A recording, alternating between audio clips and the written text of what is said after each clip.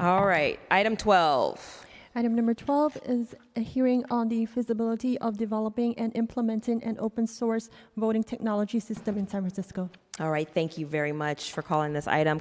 Colleagues, I have called for this hearing and this presentation to discuss a very important matter about the feasibility of our open source voting. I want to recognize John Arts, who is the director of the Department of Elections, and then I want to also recognize that we will hear again from Linda Gurel, who is the director of the Department of Technology. We will then hear from Chris Jerdonek. My apologies, Chris, if I mispronounced your last name, who is with the commission, the Elections Commission, and then we will hear from James Cunningham and John Pavel, both from, was it Solemn Consulting? All right, Mr. Arndt, good to see you. Good morning. Thank you. Thank you.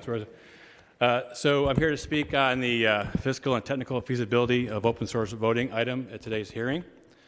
So just to give a brief background on open source voting to this point, the open source voting has been supported by the Elections Commission for a while, and it allows for all software code associated with the city's voting system to be posted online. So, for example, the code will be posted online while the system is being developed. The code will be posted online after the city implements the system and is using the voting system. Members of the public will have the opportunity to read the code and look for errors and write new code for suggested improvements as time moves on. And also, anyone could use the code to create their own voting systems.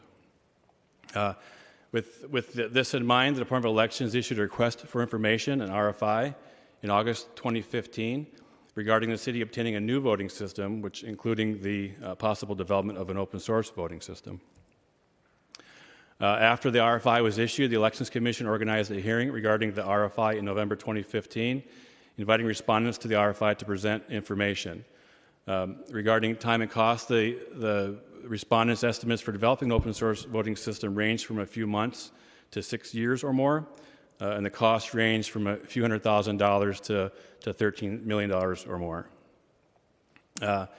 After the RFI process was complete and after the hearing in fiscal year 17-18, the Committee on Information Technology, COIT, allocated $300,000 to the Department of Elections to issue a request for proposals to identify a contractor to prepare a business case to assess the feasibility of the city developing an open source voting system. Of that $300,000, $175,000 was allocated to the agreement with the contractor. $125,000 was allocated to hiring an FTE to assist with writing the RFP and also to assist with work following the issuance of the business case. The department was unable to hire the FTE, which means that the $125,000 for that position remains available for the project. And the contractor, Solemn Consulting, which was identified through the RFP process, issued its business case in March of 2018. So then after Solemn issued the business case, the Department of Elections and the Department of Technology drafted an application to COIT for funding to develop an open source voting system. So this next application requested from COIT $960,000 for fiscal year 18-19 to identify the specifications of a system and the resources necessary to develop a system. The application also requested $23 million for the next 2 fiscal years for developing a voting system. Then COIT considered the application and then made an allocation of $300,000 for fiscal year 18-19 and has not yet considered the allocations for fiscal years further out in time. COIT is also adding the $125,000 that remains from the department not hiring the FTE in fiscal year 17-18, which brings the total to $425,000 available for the open source, for consideration of developing an open source voting system. The COIT funding is to identify a project manager who will draw together the specifications required to develop, fund, implement, and maintain an open source voting system and the time needed to do so. And the project manager will utilize Solemn's business case as a foundation for next steps. So the big question, what is the timeline to implement an open source voting system? And right now there is no set timeline for developing the voting system since the specifications of the system are unknown. The timeline is also impacted by the city not knowing which specific options to utilize for developing a voting system. However, the Elections Commission has stated that it wants the city to implement a new open source voting system for the November 2020 election. Now, while the city was considering the steps and the feasibility of developing an open source voting system, the Department of Elections issued a request for proposals on February 1st of this year to obtain a new voting system. The reason that the department issued this RFP is the contract with the current voting system vendor, Dominion Voting, terminates at the end of 2018, which means at the end of this year, the city would have no voting system to use going forward. Dominion was the responsive bidder to the RFP, and the department is now negotiating a new contract with Dominion that will begin the term will begin in January 2019, and the new system will first be used for the November 2019 election. Regarding the current system, the city purchased the current system using federal and state grant funds in 2008 for approximately $8.8 million. The next contract, though, with Dominion will be for a lease, so the system the city will not purchase the equipment, but will lease the equipment instead. A lease will also allow the city to upgrade the equipment during the term of the contract, which would not be possible if there were the purchase of equipment, and there would be no additional cost under the terms of the contract if there were an upgrade during the term. With the current system, the city will expend approximately $2.3 million for services and fees. Under the next contract, under the lease, I expect that the city will expend approximately $2 million a year for services and lease fees. And again, the reason that the department issued the RFP for a vendor-based voting system is that there is no open source voting system that has been approved by the Secretary of State in California for use by the counties. So I can take any questions at this time. Well, thank you very much for your presentation. I do have a couple questions, but before we go further, I just want to also set the context of this hearing and really why we're here. So the goal of the hearing is to address what financial investments are needed for open source voting. The second goal is, what is the timeline to implement open source voting? And the third is, what are the technical constraints and risks that we must consider in order to move into such a system? So, as you know, last month I authored a letter of support to State Senator Wiener and Assembly Member David Chu to request that the California state budget for matching funds for open source voting. And I thought it was important to bring this hearing to this body so that we can get involved in the conversation. Recently, there's been a push by the Clean Money campaign at the state level to provide matching funds to counties to develop and to certify a publicly owned open source paper ballot voting system. I love the concept of this. And so this hearing really is to help us explore how we can get there. And so colleagues, I hope that you get something out of this. At the base level, I just want to make sure that we're well informed and as the discussion continues to mature, particularly around this budget cycle, because there's a budget ask, and I believe it's for $4 million, so that we put up $4 million so that the state will then match it. And so I'm hopeful as we continue this cycle, this budget cycle, that we will get there. So what I heard from you, Director Arntz, leads me to a couple of questions, if you don't mind. Why was there so much difficulty in hiring the full-time employee in fiscal year 16-17? Yeah, the applicants just didn't have the combination of experience with an RFP regarding voting systems, developing an open source voting system, and identifying a contractor to write a business case, assessing the feasibility of developing an open source voting system. So after many interviews, I decided it'd be more effective if I wrote the RFP myself and the department issued it. So. I'm like that too. I like things that I do better also. Well. Fair enough. Right. So would the Department of Elections be the best city department to issue the RFP to vendors for the open source voting? No, I don't think so. Not the technical RFPs. Certainly we could add our knowledge about elections to any RFPs that are issued. but the department just doesn't have the technical expertise and experience to draft and issue an RFP in relation to a voting system development.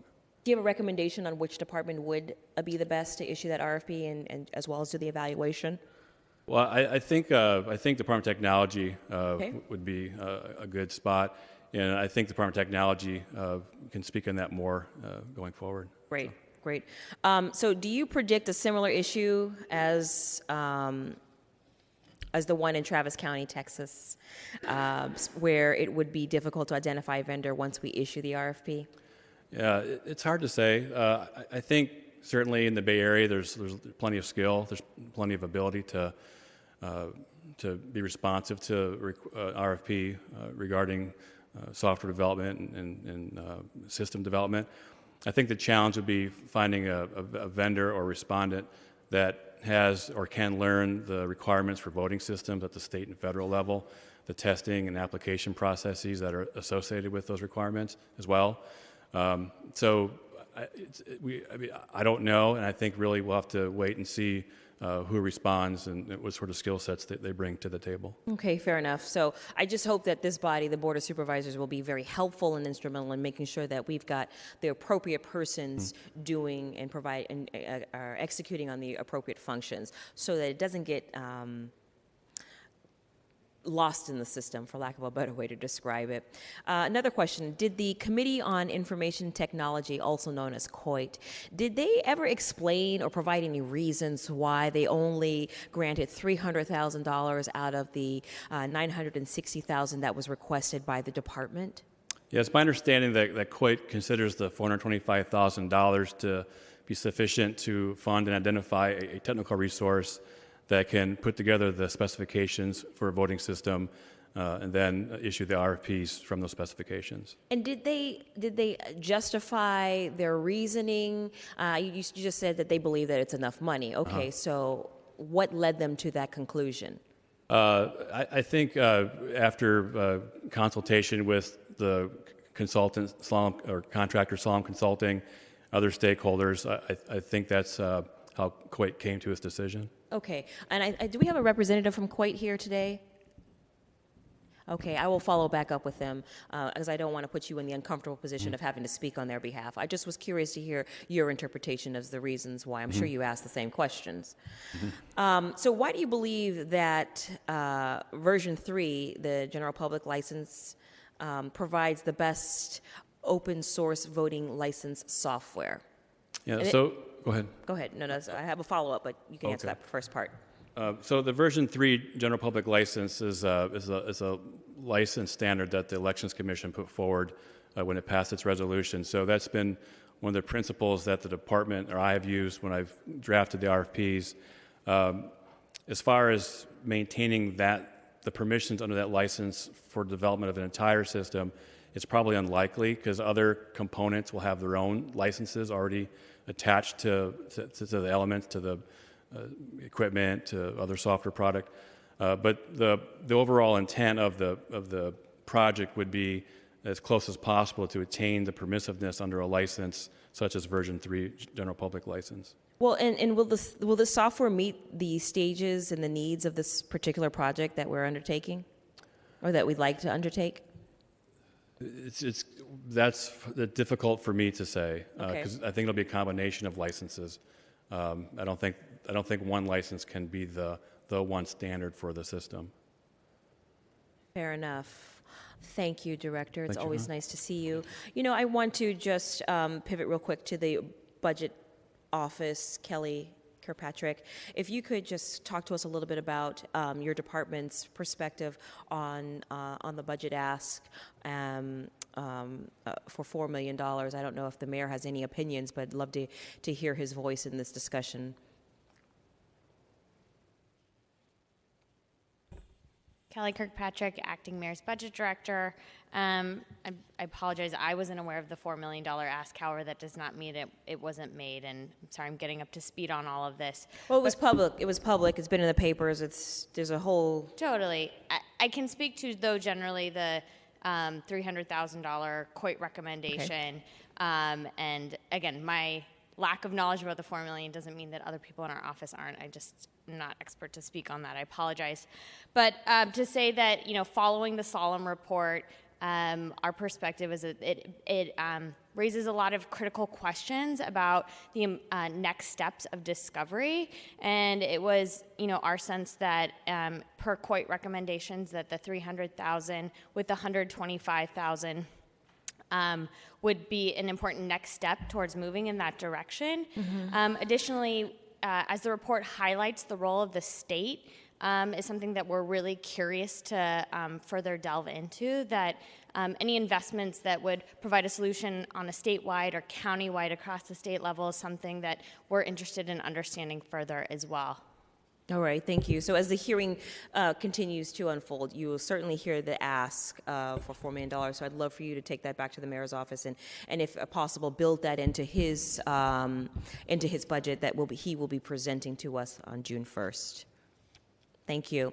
All right, I'm going to change things up a little bit. I want to hear from John Pavel and James Cunningham from Solemn Consulting. This is the consulting firm that was hired to conduct the feasibility assessment for open source voting in San Francisco. Gentlemen, welcome. Both microphones work. Okay, thank you. Do you have a presentation that you need to load up on the laptop? I do. It's right Yes, here. we do. Not a problem. Just load it up. Director Arntz can help you, and then we'll get started. PowerPoint? It is, I think it's in Adobe. They should have a...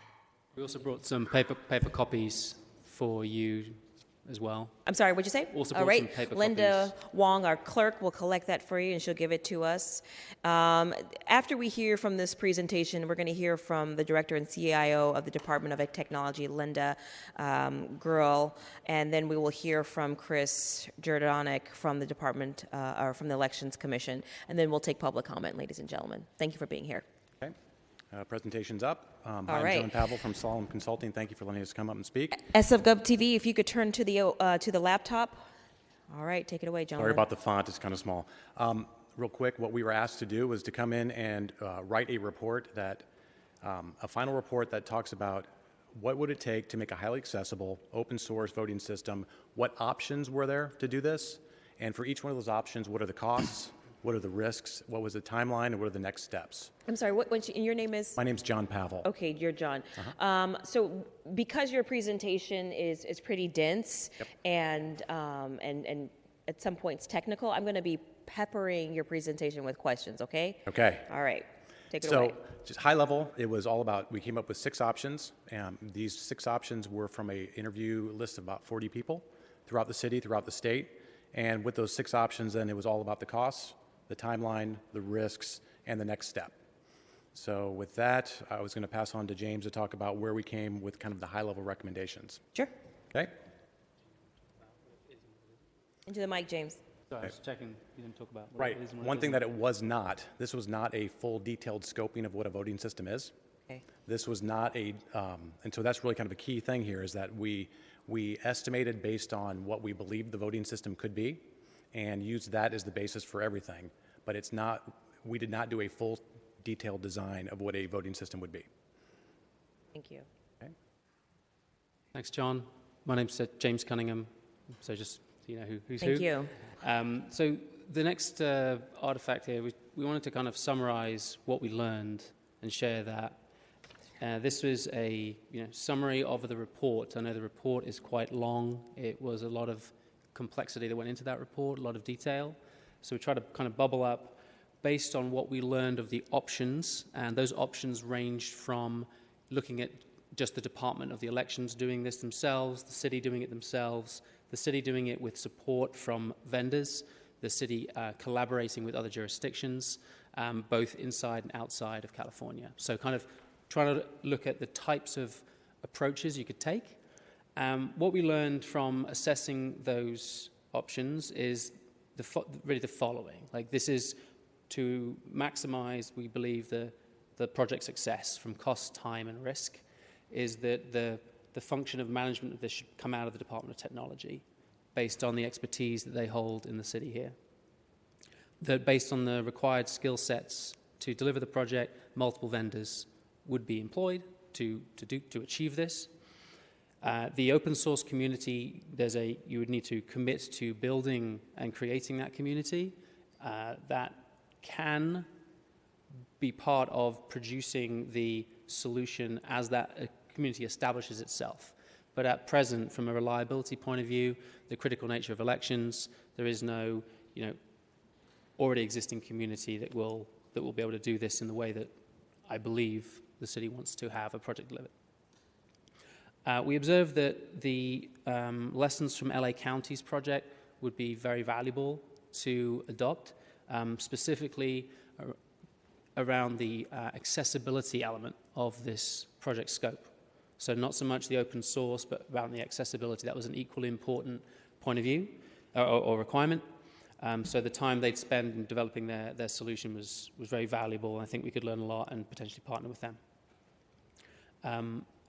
Similarly, and not specifically LA, another jurisdiction within California, the Secretary of State approval for voting systems is by state. So if you're able to do that within state in collaboration, you simplify the certification body. You're not working across more than one body. And looking to leverage what has already been established with other open source voting groups, there are a few that exist. So reaching out to them, trying to understand what can be learned and partnered with those groups could improve the design of the system in terms of the time, potentially reduce the cost as well. Approaching the project in an agile manner, meaning that you develop and deploy elements of the solution incrementally as you can and improve the functionality of that over time. So rather than waiting many, many years until it's complete. And the last point was similarly to John Ans's point around evaluating the license types. Through our assessment, we did discover that there are a range of models and there might be constraints that you could encounter through developing this project based on any license type. So all of these points really kind of brought us to realize that a more detailed discovery phase to really kind of understand more the scope of the solution and the approach that you take and some of the technologies and tools you'd apply would be the logical next step. I'll pause there. I feel like I've been talking too very long. Okay, well, I have two questions on this particular side. First, just to clarify, you conducted 6 assessments, and this page that you just walked us through highlights different components from each of those 6 options that you believe to be the highest likelihood of success. Is that correct? That is correct. Okay. And so maybe you could elaborate as to why the department, or the reasons why the Department of Technology is the best department to house the open source voting rather than the Department of Elections. Absolutely. So and it's detailed in the report, we looked at the required capabilities to run a complex software development project and what that would take if that was also had the elements of accessibility, open source, and the business process of elections. Right? So this is an approach we take with other projects to look at the required set of capabilities. So in other projects that you're evaluating, you're all making the recommendation. Is it a common recommendation that the Department of Technology house? Sorry, I meant just more like the other types of work that we'll do for other businesses or clients, such as yourself. So we would take a capability model, understand what's required to deliver the solution, and then look at what are the groups and the skill sets are in each of the departments that could fill those capabilities. So if you want to have, for example, the ability to run complex software development, that was one of about 20 capabilities that we wanted to understand. I think where you're losing me is complex software abilities. I mean, the Department of Election has software. I mean, I don't know, Director Arntz, would you call it complex? I don't really know if that's the answer, but we should just move on in the interest of time. We can move on to the next slide. There is a lot more I could go into about all the elements of that capability model. I wasn't expecting the scope to dive into that today, but I can, I can explain more with a report and kind of all the elements and the method of scoring that we went through for each of those approximately 20 elements. Let's keep it high level. We don't need to go down to the score sheets per se, but let's go to the next slide and hear about the cost elements of the system. Thank you. So what we are presenting here is maybe I want to use the word worst case. We want to try and be as prudent as possible around thinking around maximizing the likelihood of the solution being created and in a reliable manner and not needing to kind of come back for more money. So what that meant was we've evaluated the option whereby the city does this all by themselves, right? So within the options that we assessed, we found ways that you could maybe reduce that cost, such as partnering up with other jurisdictions. You could share those costs, but we don't know that you can do that yet. So this is the sort of upper end of the budget estimates. Points to note are that the first stages of discovery is sort of more certain, so there's less of a range on the cost elements there. But within the overall discovery and system development, there is quite a range. We do have a bit more detail as to like what makes up that range, and it is really around the uncertainty associated with a voting system. So again, this comes back to, as you do a discovery stage, you will get better confidence as to what you're building, how you're going to build it, what technology you're going to use to build it, and that would reduce the range of cost estimate as we understand scope better. All right. So yeah, what I guess the messages to take out here are, we evaluated what it takes from a software design, build, test, certify, as well as what it takes to create the hardware. You know, there's physical hardware in the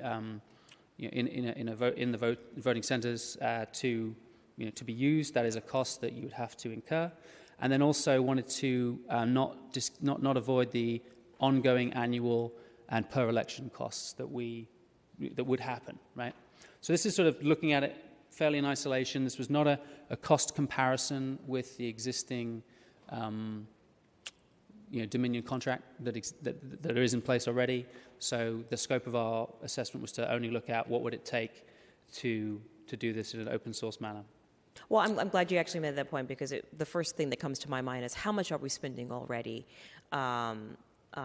with the current contractor. Director Arntz, do you know that answer, how much we spend with Dominion to run our annually our elections? Right now, we're on a 2-year extension from the original contract, and it's $2.3 million for this 2-election calendar year.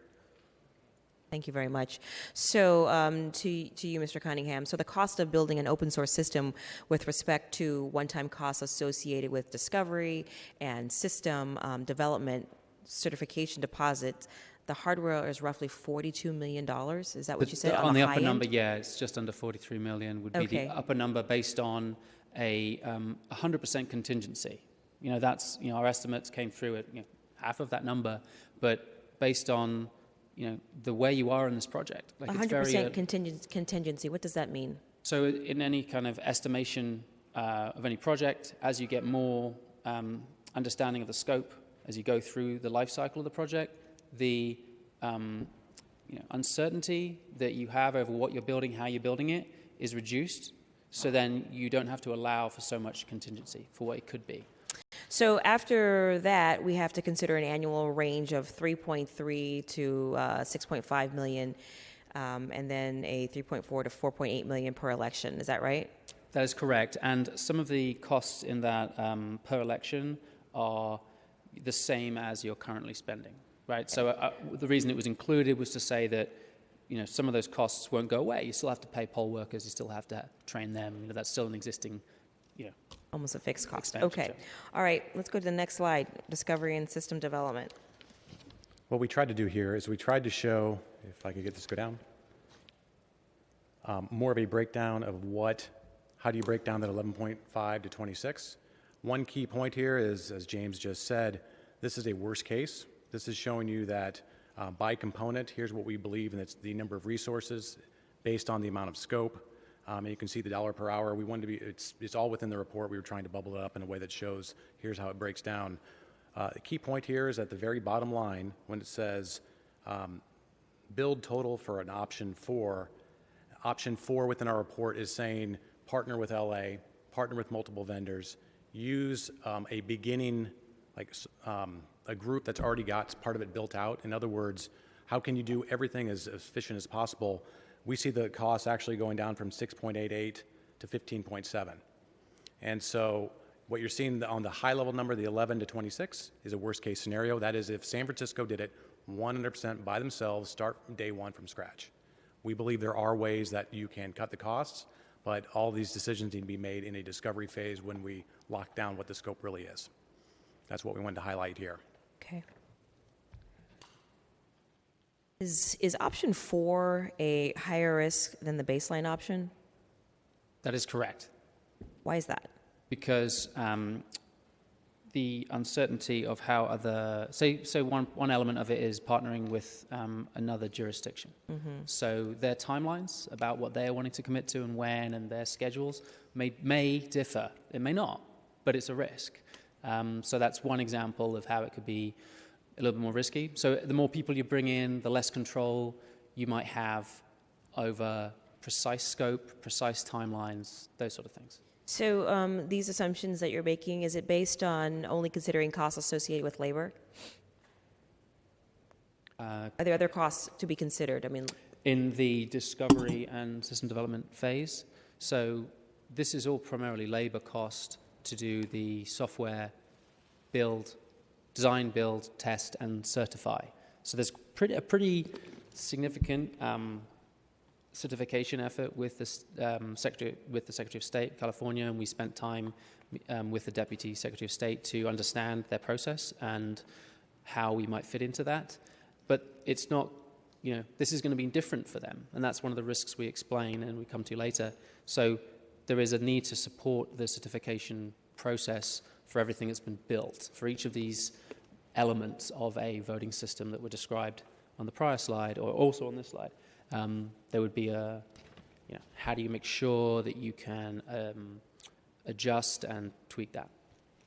all right, let's go to the next slide. Resource mix, discovery, build, test, certify, and run. Right. So I was asked to kind of share a bit more about the types of skill sets that this requires, right? And I get a sense of timing and scale. So the diagram you can see on the top of the page there is straight from the report. That is a estimated timeline based on our baseline assessment, so the city doing this themselves, of how long each of these elements could take. So all the subparts of a voting system, what a discovery phase would take, and what each subsequent part would take from a procurement, generally a build phase and certify phase. This may look, for those passionate about software development, there's sort of waterfall and agile methodology. This might look like a waterfall process, but that's just how it's been represented graphically. This would be run in an agile manner, meaning that you can control and focus the scope more accurately as you're executing those projects. So that's what the top of the chart shows, is that overall timeline. And then the bar chart will show the kind of expected or the assumptions we made around the total number of FTEs to support each stage. So you can see you start off from managing through the procurement, committing to a discovery phase, then you're getting into the build, test, certify cycles, and then there is a team to continue supporting after those, supporting the last certification phase, and then the ongoing costs. So you can get a sense of the types of skills that would be required in all these sub boxes there. Do these skill sets, can one person satisfy? Can one person be a data engineer and a furniture designer, or a mobile software engineer? I mean, is it just one individual for these express and explicit I think description? I mean, the assumption is they are individual FTEs. So it could be the case that you could have someone with multiple skills, but it's a question like, is the workload, could that be done by one person? Or is there, the assumption is there is a workload amount that is 2 FTEs worth of work, and there are 2 distinct set of skill sets for that. So that could be a way of looking at how to optimize this again, but we want to kind of lay out, you're going to need these types of skills in this kind of amount throughout the project. So should we anticipate that completion will most likely take longer than 3 years? We have it as approximately 3 years, yes. And then the rest of it shows as more of the run and the support going forward. Your question was Well, more pessimistic, thinking like, should we think that it would take longer? There are a lot of factors, right? So such as what? the ability to procure, so from a timing risk point of view, the procurement phases could take a long time, right? That was. You mean, wait, the procurement phases, you mean within our own process? That is correct. Okay. So that can add a significant amount of time to be able to execute on any of the modules. The certification process is presently untested. We got some guidance from the Secretary of State about how long that might take. And one of the mitigating actions is to kind of, as part of discovery, talk to them about some sort of memorandum of understanding or getting something on paper about what they can commit to. I'm kind of getting into the risks and mitigants, but that's like one way of controlling some of the timeline stuff. So one thing that's concerning to me is just the amount of FTEs. I mean, you got us upwards of 20 full-time employees. That's heavy. That's very top-heavy. And so is that throughout the life of the project from phase 1 into phase 3? Like what? You see what I mean? Like at some point it will ebb and will flow, and so it'll dovetail, it'll tail off into maybe 2 or 3 FTEs in the maintenance of the software. That's right, and that's what I was trying to explain with the sort of stacked chart in the kind of middle of the page on the right, showing that at the beginning you're looking at sort of each one of those aligns to the month of the plan that is on the top of the page. Got it. Again, trying to put a lot of information on one page, so that aligns to the same timeline. So ongoing would be something like 5. Is that how I'm reading this correctly? All right. Is there anything else on this slide? If not, we can continue. Okay. Just looking through my notes. No, those are all the talking points. Thank you. What we also then did is we came up with I believe it's the top 12 risks that regardless of which option you do, you need to have these addressed during a discovery phase to start the project. An understanding about the current, we are changing over from a rented system over to something that you are going to build and support, and that's number 1. Number 2, the no specific requirements for a voting system. We have to get that defined up front. Number 3, the ability to attract and engage multiple vendors. You did mention Travis County, and one thing that happened there is that it was an all or nothing. The vendor had to be able to handle all of it. We need to be able to break this up and show that multiple vendors can bring it in and actually work together. Okay. The ability to establish a healthy, functional, reliable open source community. There is a lot of passion here, and I know that it can be done, but this is something that's new to the city. Certification of the system, as James said, this is something that the state has to adjust to, and we need to start working with the state right away in order for that to happen. We've already talked about the choice of the open source license type. If I go down then, the partnerships, the effect of the delivery timeline is we need to make sure that we are partnering well with, especially with if it's going to be like with LA County, how do we get that established and set up right away? Has LA County even expressed a willingness or an interest to partner with us? I did ask them that question. It's probably off the record, but I did say in our meetings, like, would this be something you'd be interested in? They were definitely open to a discussion. Because the obvious thing was you spent all this money on creating the hardware for this that is very accessible, and everyone says it's great. So should we go through the same design phase and spend all that money? It could be an opportunity. And I said, would that be a possible introduction? They're like, yeah, we definitely want to talk about that because it could reduce their costs too. And who did you speak with? Was it a senior decision maker? Yeah, I'd have to check my notes on the name, but I can get you an answer. I believe it's their Department of Elections. Okay. So can I ask a couple questions? Are we done? So how did you identify some of the key risks? How did you identify the key risks for open source voting in San Francisco? Oh. You got a list of 11. How did you narrow this? So, yeah, these were the key 11 that came from, take the interviews, bubble it into the 6 options. These were really the 6 risks that, regardless of which option, we said you had to be able to solve these before you even started a project. And if you did not at least address them up front, what you would be doing is starting something with a scope that's not defined correctly. And so these were the ones that just from the 3.5 months of interviews came up as solve this first, or else you're at a risk of a project moving along, money being spent, work happening, and if you haven't addressed these risks and solved them, you could basically be bit later down the road. So this is just what came out from our study. So these risks, would they be addressed in the discovery phase? We believe every single one of these has to be addressed. Okay. Does it have to be solved? Maybe not, but it has to at least brought up and say what's the game plan for getting this thing solved. So which one of these risks, I see a list of 11, which one of them is like the greatest barrier for this project that would prevent this project from moving forward?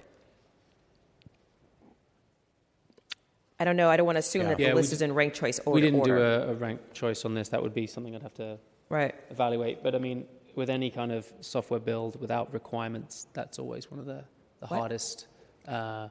Which number is that? Number 2, what is the specific requirements and what would that look like for the solution here? That's so number 2, you said? Number 2. Okay. Yeah, it's always going to be very significant, regardless of any type of project. All right.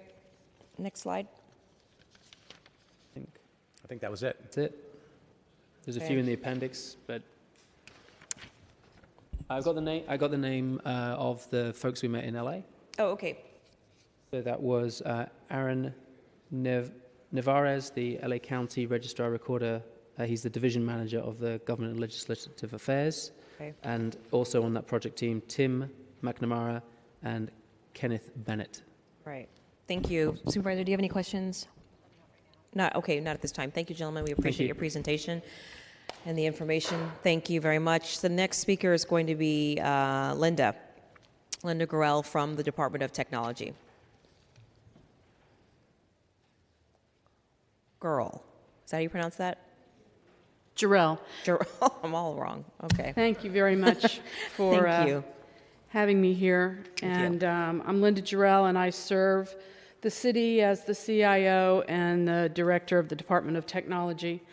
So I just would like to chat about some of the technical considerations around an open source voting system and answer any of your questions. Thank you. So let's see here.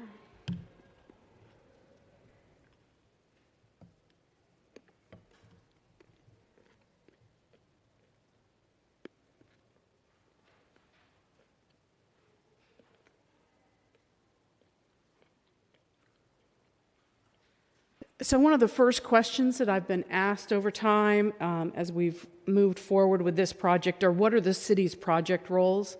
And I think it's important to understand how the city would be supporting this project move forward. So COIT has funded the project from 2017 through 19. We would definitely be using election subject matter experts from the Department of Elections. They are the ones that understand the rules, procedures, and process around elections. From a technology and project management point of view, this is something that the Department of Technology can add to the project. Project strategy, work plan development, and budget management would be a partnership between the Department of Elections and the Department of Technology. And we would be moving forward together to make sure that we're addressing any risk, scope, and schedule. Well, you silly thing. So as we move forward talking about this, and I know it's easy to get into the weeds on this, but we have to kind of back up a little bit and say, what are our goals for this project? And of course, it is the accuracy of the participation and the accuracy of the vote. Yes. Next, it's privacy. It's also transparency of the process. I have heard that loud and clear from the commission as well as from the elections department. I am very passionate about the security of the process. We have also heard from our community about accessibility and how important equity is going to be in this process. It does add complexity on any kind of system build. And also I'm very passionate about tax dollars spent. effectively. Some of the open questions that Solemn has brought up is, of course, the state certification, cost and the possibility of matching funds from the state, schedule, the status of other election open source projects in the country, and of course, open questions around just the technology that would be used and also the innovation that we would bring. So as we move forward and start to look at those open questions, of course, the discovery phase is really about answering these questions, and we first really need to look at our peers. I really believe there are lessons to be learned, there are stories to be told, there are results to be understood, there are partners to be found. This is just a quick list of all the different open source projects that are already in process around the country. These are every one of these people we need to talk to. Okay. And as we move forward, you had some questions about what are the technology considerations and why is this complex. This is a build where the elections department has been talking about leasing a system. We bring in a system from a commercial provider, they help set it up, they help support it, they maintain it. As we move forward and talk about building this ourselves in San Francisco, there are many technology considerations. Answering every one of these topics adds to how we define the scope, adds to how we define the project, adds to or reduces cost, adds to or reduces complexity. But of course, things like security, how we're going to audit, how we're going to be compliant, how we'll optimize the database and the processing, how we'll handle disaster recovery, how we'll do maintenance, and how easily it will be to deploy this to all the precincts. So it's not just enough to say, okay, I'm going to build this widget. We have lots of smart people that can build widgets. But what it really is about the whole life cycle and the total cost of ownership of this project. I'm particularly interested in stability and reliability of the system. That we don't want any horror stories about how there's, on election night, there's a problem with the system. Yes. So you have to go through a lot of testing, and when Solemn gave you those numbers about the number of people that it's going to take to do this build, you have to have architects, you have to have programmers, UI designers, testers, people that are doing nothing but monitoring compliance. They're looking at the architecture of the system, how the pieces fit together, and also someone that's doing nothing but watching security all the way through this build. Because it's not just the software, it's also the hardware. So it's the interplay of that software and hardware together, the integration between these tools and anything else. Remember, these results have to go to the state. We have to integrate with state processes. So this is... it just adds to the complexity and the scope of the project. We also want to make sure that as we move forward that we are going to be scalable, that our architecture and our test is automated, and that we have an architecture that will support a flexible design, move forward, and is compliant with standards. And we'll talk, I'll show you a little bit why standards are so important. Being compliant with standards will mean that we have a lower cost solution move forward. So that will help us as we move into the maintenance phases. So this is just a slide of technology platforms in the open source world. This is some of what we will have to choose from. These are widgets that would help us build this system. So you have to pick some of these. And as you're picking these, go back to my previous slide where we're looking at reliability, performance, how this tool set works with other tool sets, how mature it is, etc. Then we also have application tools in the open source world that we need to pick from. So this is another suite of components that would be one or more part of the solution. Then we have a whole set of construction and admin tools that we need to choose from, things that will help in the build, in the test, in the deploy, and how we'll manage the system move forward. So all these things have to be determined, have to be modeled, have to be piloted, and to see how we're going to make the system reliable and secure. Now, having said that, back to what Solemn was talking about in terms of partners, if we choose to move forward with partners, they may have already made some of these choices. Do we agree with them? Do we like what they chose? Have they run into problems? So again, going back to all of our peers in the industry to see what their experience has been with these different tools will help us make a more informed and less risky decision. So I am also a proponent of total cost of ownership. So Solemn has talked about this already, where we talk about what it's going to take to plan, design, engineer, build, test, and operate the software. Same is true for the hardware. I'd like to add to that, we have to have resilient and redundant hardware from a disaster recovery point of view. We have to make sure that we have a system, a totally separate system for certification with the state. We also want to make sure that we have factored in the training for the staff and the volunteers as part of this project, how they will start to use and interact with this environment and what that time frame looks like. And then, of course, our ongoing costs around patches, upgrades, refresh, all of those components that I shared with you, each one of those will have a different update schedule and refresh rate. And as much as we can, of course, we try to align those so that we're not always in an update mode, but then you rush against security. And so if you're not upgrading and you're not updating in a timely manner, that's when you run into security issues. So it's a balance between the two, and that's something that has to be engineered.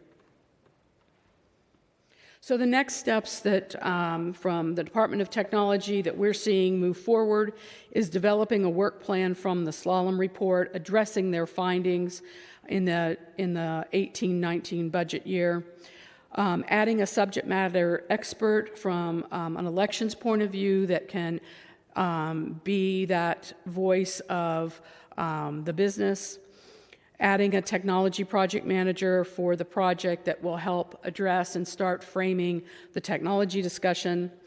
We definitely need to contact all of our peers and investigate the active open source voting projects, address funding opportunities, whether that's with the state or with partners, if there are grants available, anything that's available to help with the funding. Of course, consulting with the state on certification is number one on the list, and developing and starting the development of the technical design standard and the architecture for the system, as well as getting ready for the construction program. And I think most importantly, as we move forward and with everyone that's here today to advocate for this project, is really having a strong communications plan for all the stakeholders here, whether that be from the mayor's office, through the board of supervisors, through the community. I think we want to be very transparent and open as we work through this project. All right, thank you very much, Linda. Quick question. Have you contacted or communicated with anyone from the LA County, which has developed a human-centered accessibility design, furniture, and electronic voting I have devices? not personally, but Solemn had them, included them in their analysis and report. The next questions we would be asking them are much more technical. They're much more around how they have constructed, built, support, and maintain their environment. What it would take to utilize it. It's my understanding their approach is a bit different from a process point of view than what we manage here in our elections. We're precinct-based, I may be wrong, and LA was looking at a vote center paradigm that would change perhaps how elections conducts an election. So we'd have to investigate if that is something that would be adaptable. How many people are in your department? Mine, The FTEs you have? 250. All right, so would your department be able to handle such a build-out? Not from a raw construction point of view, no. No? So we would be contracting this work. We would need to write an RFP for the design and architecture that would be proposed, for the components that would be proposed, and then see how the market would address that. We have very good recent experience around this, around some other city projects, where we've had very, very strong proposals for open source development.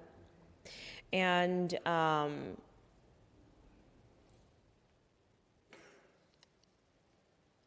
Curious to hear your thoughts around the risks that were mentioned by the previous speaker. From your perspective, what do you think is the biggest technical concern? And then, of course, how do we reduce that risk? Yeah, of course.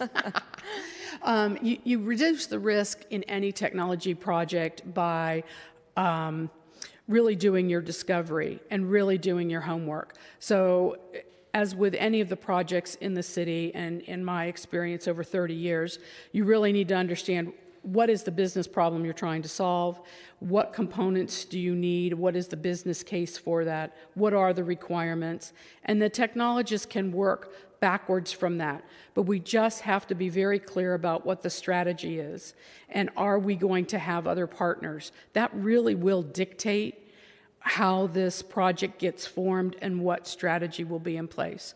But I am also a very big proponent about cost benefit and that total cost of ownership. So as we move forward this next year, we will find that there are different alternatives, and we're going to need to quantify the costs from a construction as well as a maintenance perspective, move forward, and what those risks are, what those timelines are. As Solemn mentioned, you might find something that you absolutely love and that they're on a different timeline than we are. So what does that mean? Are you willing to wait? You may find that somebody has something right now, but it's not exactly what you want. Are you willing to compromise your strategy or your vision for the project? So these are things that are going to happen this year. And I think what we need to do is plan, again, on a good communications plan, reporting back and making the choices and alternatives very transparent so that as we move forward, there's a common understanding and strategy. As the chief technologist for the city and county of San Francisco, do you believe that we're moving in the right direction? Yes, if we do a discovery phase. Starting to code now is not the way to do this. I mean, there are lots of people that can write open source code. Every one of those projects that I shared with you on the list has a GitHub account and has repositories, has contributors. But even the largest project that has 15 contributors on it, that's not enough to do this job. So we have to bring the right skill set to bear, and we need to make sure that we're doing this in a proven way to make this successful, because we want to make good use of taxpayer funds. Absolutely. Thank you very much. I appreciate your presentation and thoughtfulness and look forward to more conversation around this particular topic. The next presenter will be Chris Jerdonek from the Elections Commission. And Chris, can you pronounce your last name? Sure, it's Jurdonek. Okay, good. You got it mostly right. All right, great. All right, thank you. Welcome. Yes, so good afternoon, committee members and Chair. Thank you for this hearing. My name is Chris Jerdonek. I have been on the Elections Commission for over 4 years. I'm the board's appointee, and I was also president 2 of those years. I authored the Commission's resolution on open source voting in 2015, and I also chair the Commission's Open Source Voting Technical Advisory Committee. It is made up of experts from the public and provides technical guidance on the project. And by day, I'm a software engineer and open source software contributor. So I'll start by summarizing the benefits of open source voting, and many of these appear in the Boards of Supervisors resolution and the Commission's resolution that both passed unanimously. So first, transparency. Open source lets the public see the software that's being used in elections, which increases the public's trust. Second, security. Open source lets the security of the system be verified publicly instead of by blind faith. Third, cost. Voting systems today are very expensive, and there are few options. The Department of Elections RFP a few months ago only had one bidder. And open source eliminates annual licensing fees, and service contracts would be open to anyone instead of being limited only to the one vendor. An open source voting system only needs to be developed once. After that, we just have to pay for the improvements, instead of with a proprietary system where you have to start over from scratch each time. And fourth, flexibility. Open source would let us add accessibility and security features ourselves instead of being limited to what is being sold. And fifth, national leadership. Every state, red and blue alike, needs better election security, but is short of money. And if San Francisco leads, every state in the country would benefit. And in turn, we benefit because how our leaders are elected in other states affects the U.S. as a whole, including the presidency. So in March, the Elections Commission unanimously voted to support three different things. First, to request at least $4 million for the 2018-19 fiscal year. Second, to ask the mayor and budget chair to support Assemblymember Chu and Senator Wiener's budget request of $8 million in state matching funds. And third, to support the Technical Advisory Committee's recommendations of next steps of what should be allocated first in terms of funding. And these recommendations said two things. Number one, the city should hire a full-time staff person to lead this project and report to the Director of Elections. Second, it said that the vote-by-mail portion should be started first. These parts are simpler, fewer, cheaper, and would cover more than 60% of voters. This is an example of what is known as an Agile Approach. It is better to view the project not just as one big project, but as several smaller projects. And they can be started one at a time. There's a central scanner for vote-by-mail. There's a precinct scanner for polling places. There's the accessible device for people with disabilities, and so on. Each part could be developed and used, even if the rest isn't yet open source. So by starting smaller, we benefit sooner and with less money. And we learn the remaining costs from real experiences instead of just guesswork. So should San Francisco start funding this project? Some people say no, that the federal government should fund it, or that the state should fund it, but that's not what leadership is about. A few months ago in San Francisco, Secretary of State Alex Padilla, he said that it's up to the counties to bring him a system, and he even said they should hurry up. If this is to happen, we have to be the ones to act. We're the only county in the country that has been having this conversation, and if we want others to pitch in, we need to start the project so others have something to join on to, rally around, and be inspired by. And that's what leadership is about, and that's what San Francisco is about. So thank you. Thank you very much for your leadership, Commissioner. Let's see, I have a couple questions.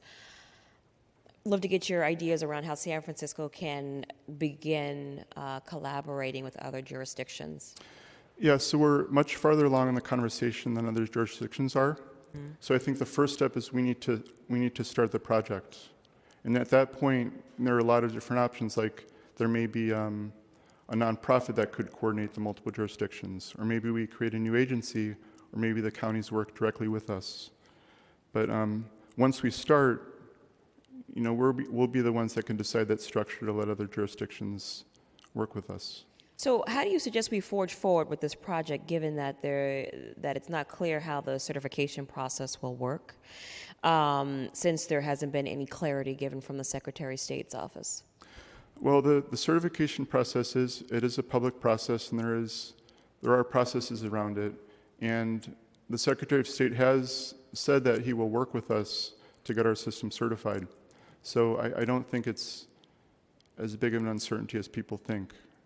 Really, it needs to satisfy the requirements of state laws, but beyond that, you just submit it to them. Okay. And how can the Open Source Voting Technical Advisory Committee support the Department of Technology, as well as the Department of Elections in implementing the open source voting? Yeah, so we're a resource. We're very eager to help. We meet once a month, and we can review things, we can answer questions, we can we can attend meetings, we can do anything that people ask.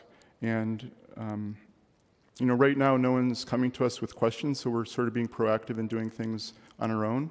We're writing recommendations right now using an open source process. And in fact, we're actually starting to develop a component ourselves just to show how cheaply it can be done. And we're starting with a component that Solemn said would cost between $1 and $2 million. And we actually think we could come close to getting most of that done. I see. All right, thank you very much. I appreciate your presentation. Okay, thanks. So I've got a list of comment cards. We're going to go into public comment at this time.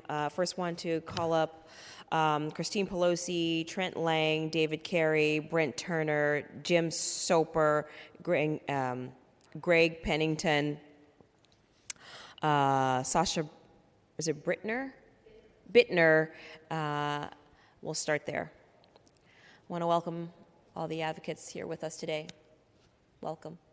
Thank you, Madam Chair, Madam Supervisor, and to the staff. My name is Christine Pelosi. I chair the California Democratic Party Women's Caucus on behalf of my members, as well as the African American Caucus and the Chicano Latino Caucus members and officers whose chairs are in different jurisdictions. All of us are here today to comment on behalf of this motion because we believe that we have a duty to protect and defend our democracy. We remember the Chads in Florida in 2000, and where our Congresswoman Nancy Pelosi was a co-sponsor of the HAVA, Help America Vote Act, that we thought then was going to fix that. We remember some of us voting for public power in San Francisco. We lost by 533 votes, but then they found almost 300 votes floating in the bay and retrieved off the pier. Remember that? Yes. So when people tell pollsters, why bother voting if the fix is already in? If my vote doesn't count or it won't be counted as cast, they can say it's not about the money, but it's about the money. What we can do, rather than continuing to spend hundreds of millions of dollars on machines that people don't trust, where corporations are making a profit off of our elections, we can instead move to open source, and as the commissioner indicated, do so in a way that is agile. This is a feminist issue. More women, more people of color, more people with disabilities, more grassroots candidates will be elected if we have clean money campaigns and if we have open source voting. Thank you. Thank you for your thoughtful comments. Appreciate it. Trent, why don't you come on down? Trent Lang, president of the California Clean Money Campaign, and a recovering a PhD in computer science. So I can speak to some of these technical things. I will not be particularly. I want to speak to the fact that normally the California Clean Money Campaign focuses on the issues of campaign finance reform because people need to be able to trust the election process and that their candidates aren't owing allegiance to big money.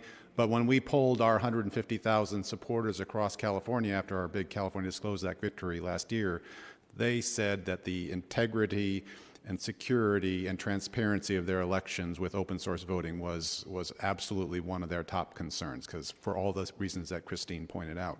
So we have been working with Assemblymember Chu and Senator Wiener on a state budget proposal. We absolutely congratulate the incredible work being done here in San Francisco, especially by the Elections Commission, in moving this forward to put San Francisco in a place to move forward. But we understand that the $12 million or so that it would take is a lot for one jurisdiction.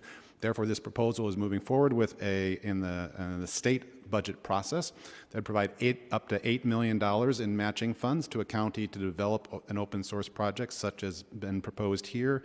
If it is done, any parts that are done by the 2020 election and tested and then certified afterwards, we'd get a 2-to-1 match.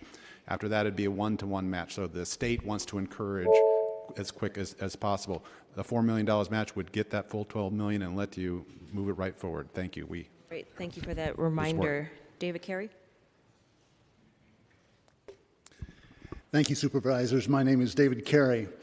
I have more than 2 decades of doing and managing software projects and more than 10 additional years of focused interest on the challenges and opportunities for conducting trustworthy elections. That includes serving recently on federal working groups that are shaping the next generation of federal standards for certifying voting systems. The key point I want to make is that San Francisco can develop a very usable yet economic open source voting system for somewhere near the low end of the Solemn estimates and perhaps even less. Furthermore, San Francisco need not bear all those costs itself. If San Francisco wants to spend more, it can maybe develop a super deluxe voting system. You could choose to spend another $20 or $30 million, but you don't have to. San Francisco should instead start with a more economical, value-driven approach. This is the approach that the Election Commission proposed in 2015 and that is being elaborated by their highly regarded Technical Advisory Committee. Solemn has provided some good faith estimates and some general background for people who are relatively new to these issues. However, Solemn estimates are compromised by their lack of prior experience with voting systems and with open source projects, and by a perspective that is limited by the company's own business model and inefficient old school development paradigms. You should not be limited by viewing this project and evaluating this project through the lens of the Solemn report itself. Thank you. I assure you we're not. Thank you. We're not limiting ourselves. Mr. Mr. Brent Turner. He's like the godfather of open source voting. He's been talking about it, at least to me. Hello, supervisors. For I have years. a written statement for you, but I'm going to just hand that in and sort of riff off the notes that I've made here, sitting here, listening to the previous testimony. As you know, I'm with the California Association of Voting Officials, previously Open Voting Consortium. We pioneered this work in the United States, and we're proud that San Francisco, my home county, is carrying forth the duty here. The only barrier to funding, the only barrier here is the funding. Of course, the vendors don't like this idea. New Hampshire has already implemented a open source voting system that's a 75% system, we call it. It has the disability component and the voter interface already running on open source. This is not novel. This is not complicated. This is not rocket science. This is fighting for our democracy tooth and nail, and this is the front line of that fight for democracy that we're currently seeing playing out here. We met with Solemn, and I introduced them to the two folks that have actually created successfully an open source voting system in the United States, Dr. Juan Gilbert and Brian Fox. And we had conference, but then there was no more communication by Solemn with the two foremost experts in the United States. They instead referred to OSET and keep referring to OSET. One last piece, the Travis County, Texas project was intentionally failed, and the Los Angeles County project is not an open source project. So it is up to San Francisco to lead in this matter. Thanks for your dedication to democracy. Thank you. I've got a few more cards. When we hear from these two speakers, we'll hear next from Susan Pfeiffer. We've got Alec Bash. We've got Shelley Carroll, Dave Grace, Lisa Hills. I don't know how to, Almi? Is that, I can't read the writing and I can't read the name. Why don't you go ahead? Go ahead, sir.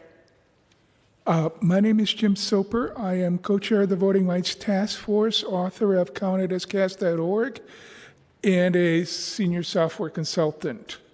I have also been working on open source systems, promoting them since 2005. When I learned that the Diebold system was programmed by somebody with 23 convictions for embezzlement. Let that sink in. Programming the election system, an embezzler. And open source is the best way to deal with this by allowing us to look at his code. That's when I got into it, when I realized we need to do that and get open source. This is not about San Francisco getting a better, cheaper election system, which it will. This is not just about California saving hundreds of millions of dollars on election systems, which it will. This is about the country. It's about our democracy.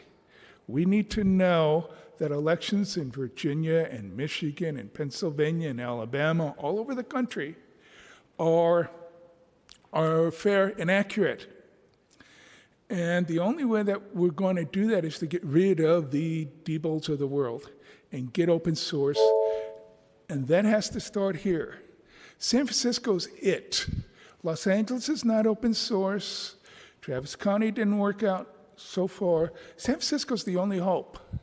So this has to go through. We have to make it happen. And I encourage the city to take the leadership and make this democracy happen for the country. Thank you. All right, thank you. I want to read a couple more names. Catherine Bocci, Trevor Martin, Carla Kincaid, Yoshikawa, and Ann Harvey. And Great. And I'm the I'm a delegate with the California Democrats. I serve on accessibility commission for San Francisco. I was a Hillary Clinton volunteer doing that, and I'm a disability activist, and I'm a strong proponent of open source voting.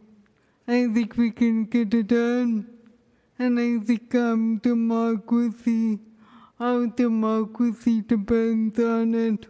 One of the great tragedies I've seen November 2016 election when Trump won, kind of, was that I didn't feel that secure in that my vote and the vote of so many others counted. So this is about democracy, and this is about showing the world that San Francisco stands for democracy.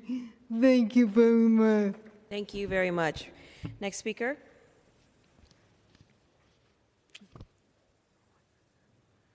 My name is Greg Pennington. I'm a resident of the Tender Knob. I'm a member of Indivisible SF and also the California Clean Money Campaign. One of the things I've done for California Clean Money is I'm out at grassroots and activist events talking to San Franciscans and collecting petition signatures. It is clear that among San Franciscans there is some real concern about the integrity of our voting systems. And people are really concerned that we're going to lose our democracy if we don't get this problem fixed. There is an awful lot of support out there for open source. There are very few people who say no to signing the petition when I'm doing that. We had our campaign kickoff event just last Sunday, attended by over 125 people. It was a great success, and I just want to read in a partial list of the 29 organizations that supported us, they were co-sponsors of the event, and they're advocating for open source voting.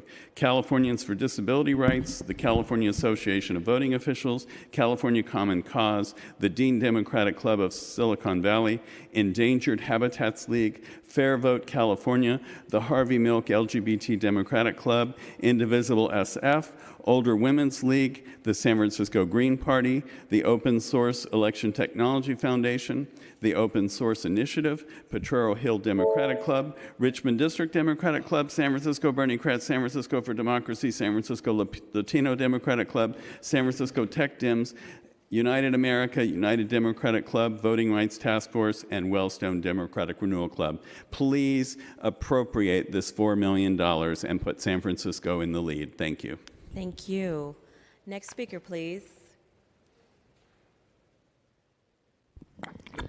Hi, my name is Susan Pfeiffer. I'm a San Francisco resident. I'm a member of Indivisible San Francisco and Stand Up San Francisco and Democracy Action, where I lead phone banks every Saturday. We're trying to take back Congress and take back our democracy. I spent 18 months working on the Hillary Clinton campaign in San Francisco. I hope that was not all for nothing. I'm doing the work to get out the votes, and we need open source paper ballot systems to make sure those votes are counted and counted properly. San Francisco can lead the way on this. We've led the way on so many other things. Let's continue and do it. Let's allocate the money. Let's be the first in California to get this going. Thank you. Thank you. Next speaker. Good afternoon, Madam Chair, Supervisor. My name is Alec Baige. I worked for the city 30 years, so I understand fully the need to be very cost-effective in everything that we do. Since I retired, I've worked on the last 4 presidential campaigns here in San Francisco and on many other campaigns as well. And I'm active in many of the current groups that are involved in national politics here in San Francisco. I believe this is a very cost-effective way for San Francisco to proceed, incentivizing the state to allocate money for development of open source paper ballot systems, and at the same time having the state incentivize the city to do the same. This is a way to get more bang for the buck of whatever the city puts into it, so I encourage you to go forward with fully funding the system as proposed. Thank you very much. Thank you. Next speaker, please. Thank you for holding this hearing. My name is Shelley Carroll. I'm a resident of the city, a member of Stand Up SF. I've been to Sacramento to talk to the state about giving money to this project.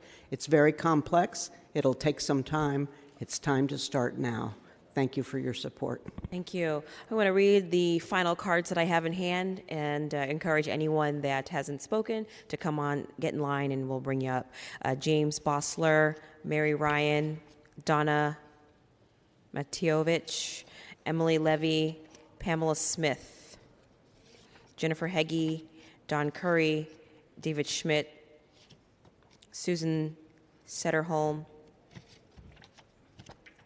Ronan K, I can't pronounce the last name, and Remy Tan. Good afternoon. My name is Catherine Baige. I'm a former project manager at a tech company and a resident of the Castro. 10 years ago, as an intern for Senator Feinstein, I was tasked with researching improvements we could make to the election system. And in the last 10 years, not a lot has changed. This is an incredible opportunity, and I really urge you to support fully funding the $4 million to get this project rolling. Thank you. Next, come on up. Thank you. I'm sure you're all getting hungry Yes. and tired. My name is Carla Kincaid Yoshikawa. I'm from the Central Sunset District, and I'm a volunteer with the California Clean Money Campaign. I think it's a profound and fundamental responsibility of every city, county, state, and our national governmental bodies to make sure that every vote cast is accurately counted. That's at risk because of new technologies, and the response is new technologies. But new means cutting edge, means I don't know what's going to happen, all kinds of contingency plans. But the longer it takes for us to get started, the longer it'll take to secure our electronic system, and also the more it's going to cost. Looking backward at all the public works projects I've looked at. We need to do this, we need to do this now, and San Francisco is uniquely equipped to make this happen. Great. Thank you very much. Come on down. Hi, I'm Lisa Hills, and I am also a volunteer of the California Clean Money Campaign. And I got involved in this because I really am very concerned, along with a lot of my constituents and other friends, and just about the corruption possibility of our election system. And I am worried a bit about the privacy of corporations coming in to count our elections. So I would really love the idea of the open source ballot system, and I really encourage and hope that you'll support the full funding of the program. Thank you so much. We've got Ace Washington, Chris Hamilton, and Robert Donaldson, and again, I think this is Ami, like, I can't even pronounce his last name, so I'm sorry. You're just going to have to announce yourself when you get to the mic. Oh, okay. Hi, my name is Ann Harvey. I'm also a volunteer with the California Clean Money Campaign, and I've been concerned ever since our voting and vote counting was turned over to private for-profit corporations with secret systems. I'm really glad you're considering this, and please fund it fully. Thank you. Next speaker. Hi, my name is Pamela Smith. I'm a voter and a mom from San Francisco, and I strongly support funding for open source for secure and transparent elections, and I very much appreciate the work that you all do here. Thank you. Next speaker. I'm Donna Matkovich, San Francisco. I'm a former state mediator, and we ran public sector elections with pen and paper and never had interference from outside entities. So I urge you to fund this. Thank you. Next speaker. Hi, my name is David Schmidt. I'm a volunteer with the California Clean Money Campaign. And I just want to say that this is really an urgent matter of ballot security, election security, and national security. So please vote to fully fund the open source paper ballot system. Thank you. All right, thank you. Next speaker. Don Curry, I'm a California Clean Money volunteer. I'm up here from Menlo Park, and this is just a great idea. Go for this. All right. Thank you. Next speaker, please. Hi, I'm Emily Levy. I'm the Director of Communications for Americans United for Democracy, Integrity, and Transparency in Elections. We're a national group doing work on trying to make elections more transparent, have more integrity, and with as much public oversight as possible. And I'm really heartened by the support that I hear from so many people today for open source in San Francisco. I'm thrilled to have the city that I grew up in looking at taking the lead on this issue, and I want to support the idea of fully allocating the funds for this project. Thank you very much. Great, thank you. Next speaker. Hello, I'm Jennifer Hagee from Sunnyside, also a volunteer with the California Clean Money Campaign, and I urge you to support full funding of $4 million for the open source paper ballot voting systems. Thanks. Thank you. Next speaker.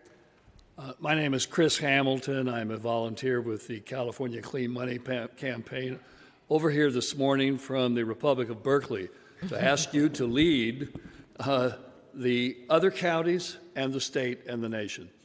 Thank you. Thank you. Next speaker. Hello, my name is Rowan Katau. I'm the Rowan K with the unpronounceable last name.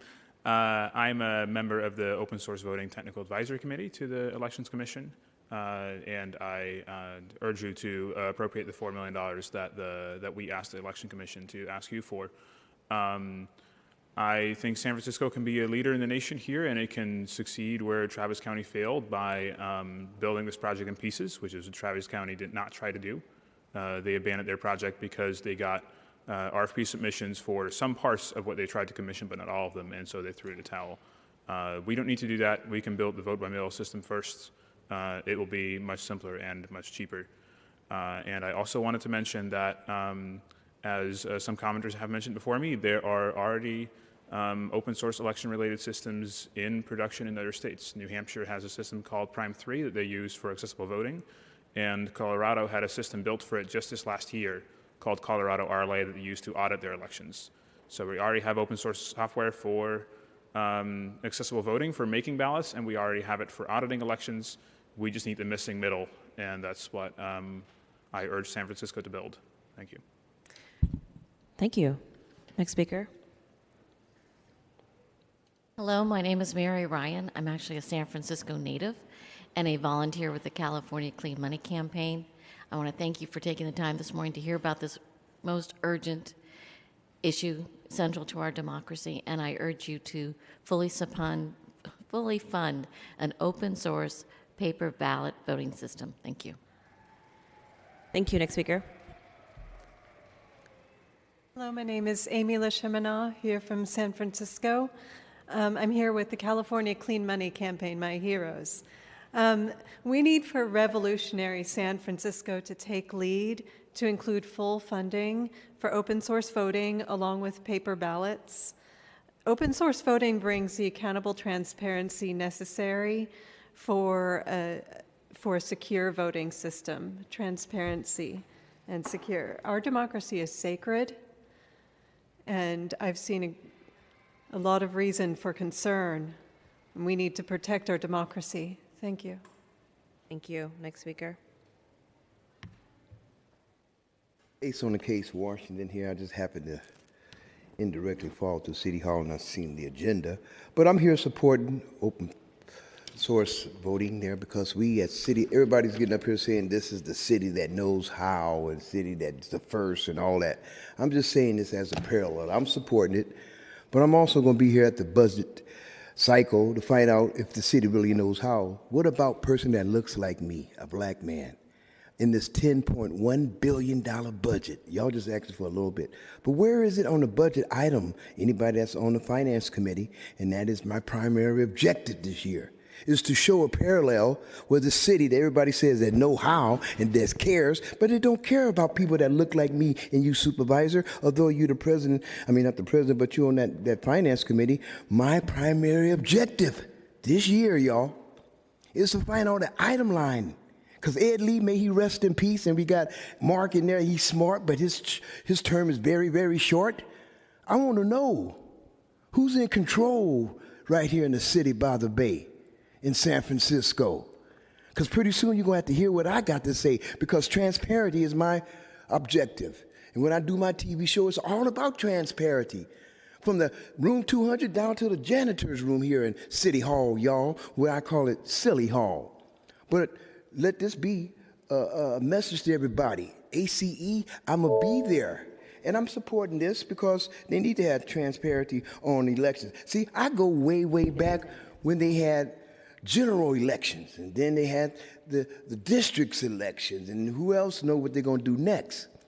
But this is a city that is going without being accountable. Out there in Hunters Point, now you hear over there in Chinatown with the underworld. Who's in control of the city that's watching everything? There's nobody.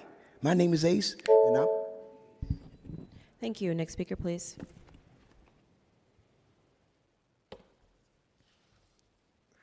Thank you. My name is Roger Donaldson. I am here as myself, for myself, but I'm also on the San Francisco Election Commission. I think that you've heard a lot of things, and I don't want to repeat them all, but I do want to highlight certain things. One is the Solemn report did raise various issues, and I think that raised the prospect of risk, whereas buying this as a proprietary system may seem to reduce the risk, but the risk is to democracy. So getting the system is something that will improve democracy and the integrity of the election and give us more control and transparency, and is very much worth the investment. Furthermore, we heard from Director Gurl and that other such projects have shown, or there's similar projects. Furthermore, things like this kind of open source project happen all the time in Silicon Valley. San Francisco is the place this should happen. Also, in addition, I want to point out that in 2015, there were RFIs put out, or an RFI was put out by the Department of Elections. We got this stack of responses, many responses from interested vendors. So there's a lot of interest behind this, but there needs to be a commitment to getting it done. There needs to be enough of a financial commitment to make sure that we maintain momentum. This is fiscally responsible. It is in the long run. In the long run, this will pay back to San Francisco as well as to our democracy. The biggest threat is delay, and simply committing to another $300,000 is a commitment to that delay, and that is the thing that will make this unsuccessful. So I would just ask you, supervisors, please, what we need is courage and leadership. This is something that may not pay back in the immediate time or in your next election, but it shows your commitment to the voting integrity. Thank you. Next speaker, please. Hello, I'm Remy Tan, resident of the city, member of Clean Money Campaign, as well as Indivisible SF. I wanted to call out and thank the supervisors for approving in 2014 the $300,000 unanimously and supporting the initial study on the open source ballot. This is incredibly important because the first meeting I went to, the Clean Money Campaign, they talked about Ohio, and Ohio had Diebold in their machines, and there was a rumor that the Diebold CEO promised to deliver the 2004 election to the Republican Party in the state of Ohio, and there's some rumors that that voters came out of the voting booth voting Democrat, and they looked at their ballot and it said Republican, and they had to go back and change it. So it questions how many voters didn't notice that. There hasn't been any convictions or anything as far as I know, because the issue is the Diebold system is a closed source, so there's nowhere for anybody can check the code. So this open source is incredibly important, because we can have any programmer check the back code of it and see that the system is honest, fair, and integral. So again, I urge the supervisors to approve the $4 million, and it's a double matching. So this guy's a no-brainer. So for $4 million, we're getting $12 million of product. So I would do that any day if somebody came up to me. So appreciate your time. Thank you, Supervisor. Thank you. Are there any other members of the public that'd like to speak on item 12? If not, I'm going to close public comment. All right. Public comment is closed. Colleagues, I don't know if there's any remarks. Supervisor Stephanie? Thank you, Chair Cohen. I just wanted to thank everyone for coming out today and for their advocacy on this extremely important issue and for the emails that I received as well. And I agree that this is essential to protect our democracy. I learned a great deal from this hearing today, and I want to thank my colleague, Supervisor Cohen, for shedding light on the issue and continuing this discussion on how we can make this a reality in San Francisco. I do look forward to taking a deeper dive on this and looking how we can partner with our regional, with counties as well. So I think there's a lot to be learned, a lot more to be learned. It's very complex. So I will be following up with our departments. And like I said, this is an extremely important topic, and I do thank everyone for their advocacy on it. It's very necessary. Thank you. Thank you very much. I want to thank everyone that came out to participate in this hearing, and thank you for turning out support to the Clean Money campaign. I think it was very thoughtful and informative. I think this is a good first step for us to continue to momentum and to continue to move forward. So with that, colleagues, I'm going to make a motion to file this hearing as heard, and as more debate and discussion comes up, we will schedule follow-ups to this particular discussion. All right. Thank you very much.